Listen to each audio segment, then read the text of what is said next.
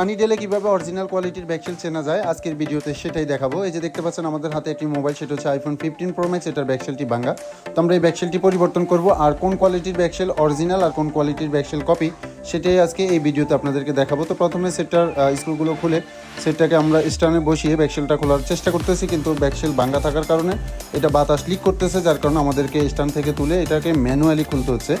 আমরা ম্যানুয়ালি এটা খোলার পরে ক্লিন করে আমরা নতুন ব্যাকশেলটি লাগাবো, আর কীভাবে অরিজিনাল ব্যাকশেল চেনা যায় সেটাও দেখাবো। তো প্রথমে আমরা এটা খুলে স্টুডেন্টদেরকে সামনে রেখেই, আমাদের স্টুডেন্টরা আমরা কাজের সময় সামনেই থাকে, তাদেরকে লাইভ কাজগুলো দেখানো হয়।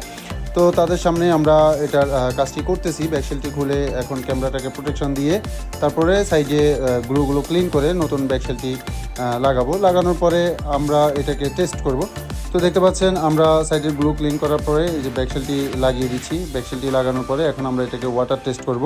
তো যদি ব্যাকশেল অরিজিনাল কোয়ালিটির হয় তাহলে পানিগুলো কচু পাতার পানির মতো একসাথে চলে যাবে, ব্যাকশেলে লেগে থাকবে না। আর যদি কপি ব্যাকশেল হয় তাহলে সেটা লেগে থাকবে।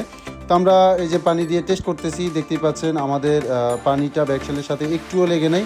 যেভাবে আমরা টানতেছি এইভাবে চলে যাচ্ছে। যদি কপি ব্যাকশেল হতো তাহলে এটা লেগে থাকতো।